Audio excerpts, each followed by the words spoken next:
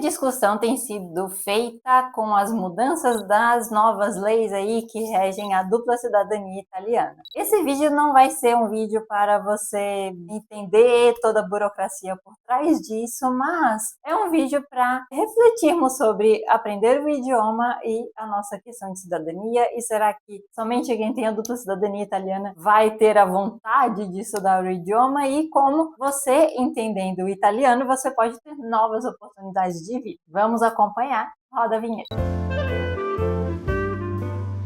Ciao a tutti, benvenuti a questo nuovo vídeo, um pouco mais reflexivo, mas quero trazer aqui algumas questões importantes para a gente entender essas questões da dupla cidadania italiana, enfim. Vabbè, andiamo. É muito o que tem sido criticado pelos parlamentares italianos que querem essa mudança da cidadania, deixar a cidadania italiana muito mais restritiva, é que justamente as pessoas que acabam retirando o passaporte italiano são apenas italiani di passaporto, não é uma forma de chamar esses italianos com dupla cidadania que eu ouvi muito desde 2018, quando eu morei em Perugia. Mas, muito mais do que falar sobre as leis, a parte burocrática e muito menos ir para alguma tendência política nesse vídeo, eu quero refletir com vocês esse processo de ser um cidadão de um país e falar a língua italiana. E antes de mais nada, não é necessário, né, você ser cidadão italiano para poder ter a paixão pela língua italiana, assim como eu não tenho dupla cidadania e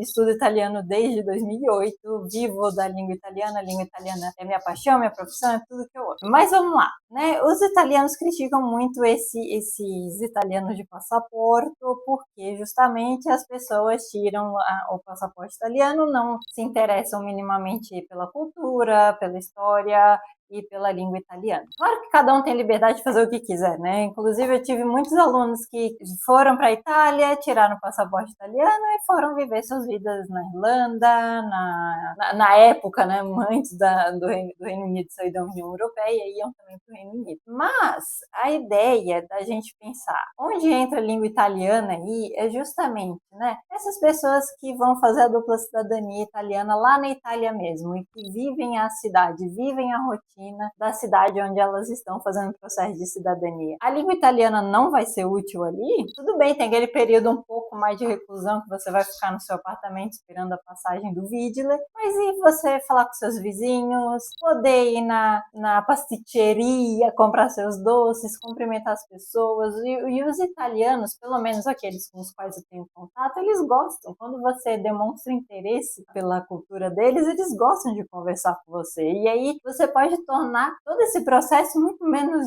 difícil. Já está sendo difícil que você não pode viajar, já está sendo difícil estar longe da sua família, estar longe da sua casa, estar criando uma nova casa, né, por aquele curto período de tempo, e ter contato com as pessoas justamente vai te fazer se sentir um pouco mais confortável. Eu fico pensando, quando eu fui morar em Perugia, eu nunca tinha ido para a Itália e fui para morar. Imaginem se eu não dominasse o idioma, que dificuldade ia ser, porque como eu conversava e eu tenho facilidade em puxar papo com todo mundo, eu conversava com o vendedor o jornalaio da esquina de casa, com o porteiro da universidade, com a pessoa da cafeteria da universidade. E tem uma coisa tão gostosa que, e principalmente, eu fui para lá morar sozinha e eu me senti muito acolhida no sentido de que eu via que eles viam um pouco a minha rotina e perguntavam se estava tudo bem. Teve um dia que eu fiquei doente, não consegui ir para a universidade, e aí quando eu saí na manhã seguinte, depois que eu me recuperei, fui pra aula, o jornalaio perguntou: nossa, ontem você não saiu, tá tudo bem?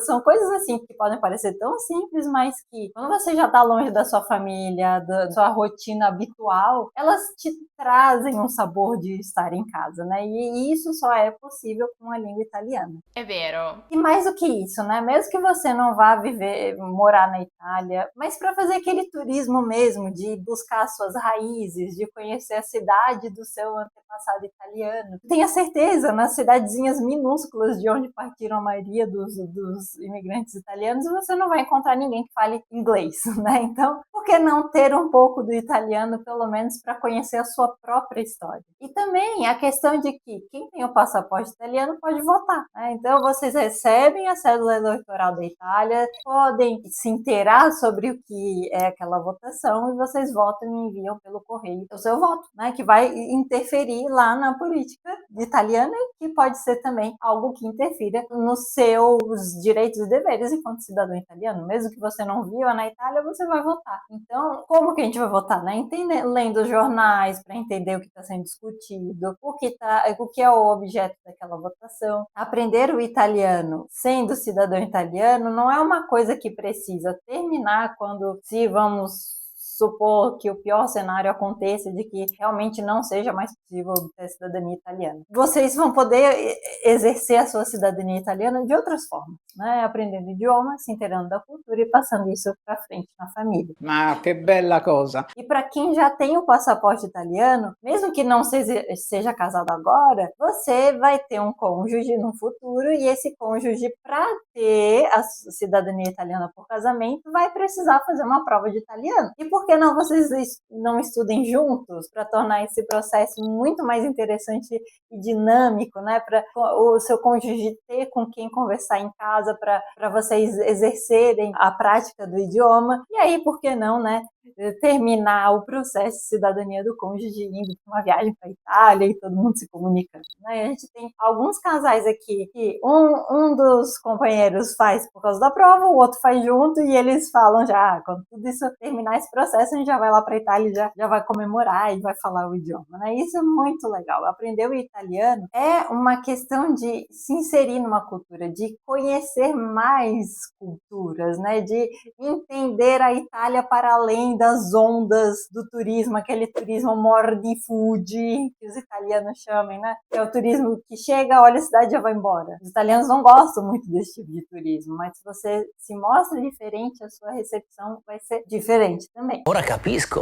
Bom, estão discutindo, mas não desanimem. Se você já tem o passaporte italiano, passe a sua cidadania, quem sabe aí para os seus filhos, ensinando a língua, ensinando a cultura, porque tudo isso vai ser um resgate da própria história de que tem a cidadania italiana. Então, um vídeo de hoje um pouco mais reflexivo, mas lembrem-se, independente do que quer que aconteça, a italianidade está na vontade de cada um de resgatar a língua e a cultura italiana. E aí, conta aqui, qual é a sua relação com a cultura, com a língua? Você tem dupla cidadania? Aí esperando as decisões do Senado italiano para saber se entra com processo ou não? Deixa aqui seu comentário e obrigada, como sempre, por acompanhar aqui o canal. Nos vemos na próxima terça.